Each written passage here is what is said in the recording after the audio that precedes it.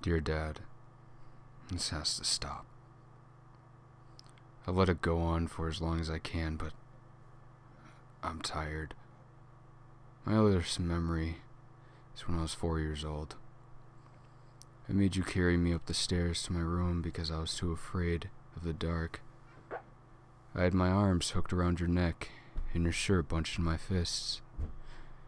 And I watched as the light from the hallway faded as you ferried me up to my room. You dropped me into my bed and turned the nightlight on as I clambered beneath the sheets. And the frame creaked as you sat next to me and ruffled my hair. Don't worry, Monkskin. There's nothing hiding in the dark. There's no such thing as ghosts. I believed you up until 3 days ago, after your death.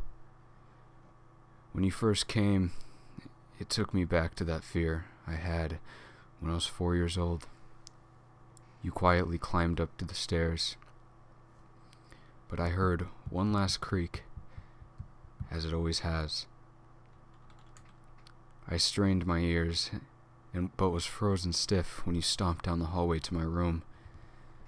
I saw your shadow cross over the gap beneath the door, and then vanish.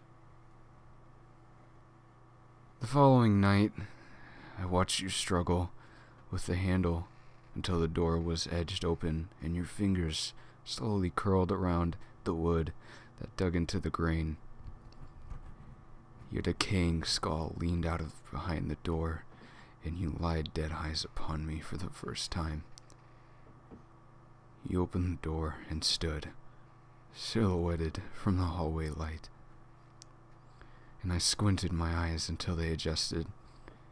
Your body starting to rot, and yellow, leathery skin was sunk into the bones.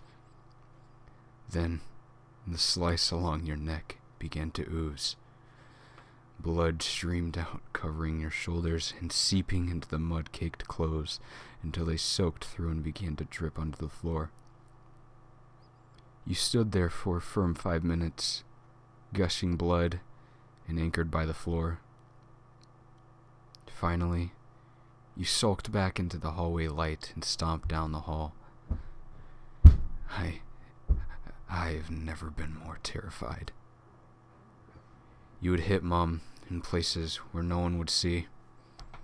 She would tell me that you loved us all so very much. I'd find the next day you curled in the fetal position on the sofa, your head in her lap. I listened in one day. I heard as you begged your wife for forgiveness and told her you were so sorry and that it would never happen again. Not long ago, I woke up with your slimy, decaying body next to me in bed. I wanted to kill you all over again.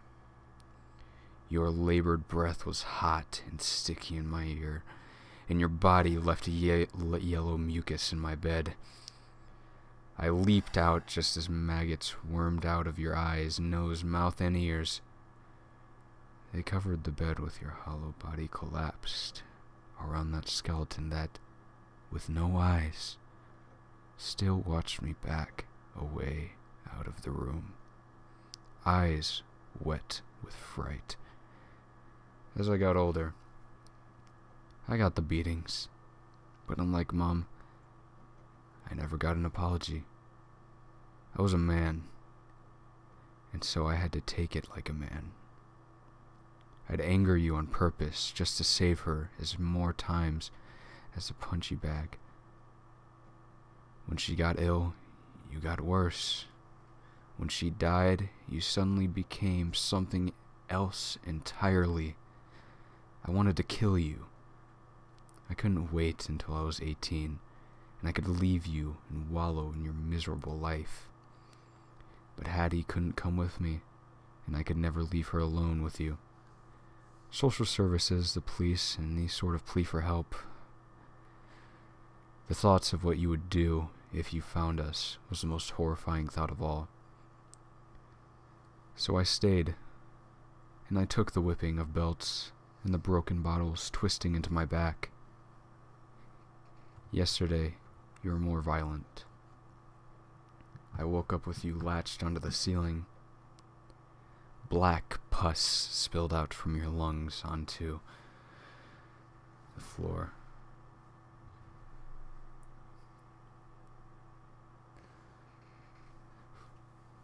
Then you fell on your back, and your arms and neck contorted so that everything was backwards. You wrapped your hands around my neck and squeezed tighter and tighter as the last air escaped my lungs. Then you let go. And as I was gasping for breath, tears streaming down my face, you leaned in and whispered, "There's no such things as ghosts." The day I found the bruise on Hattie's left chest was the day you went too far. I found you outside, reclining in your deck chair as I got home from work. Your eyes were wet and red. You'd already drunk a case of beer. You didn't even turn your head when you heard me slide open the patio door. "I'm sorry," you wept, knowing it was too late. My knife slid across your throat, and the satisfaction I got from stopping you mid-sentence will never be matched. Me and Hattie are selling the house and moving away. As a favor to your children, I ask you to leave, to haunt someone else, someone as evil and horrid as you. Go and be a monster, to a monster, or I'm sending you to hell.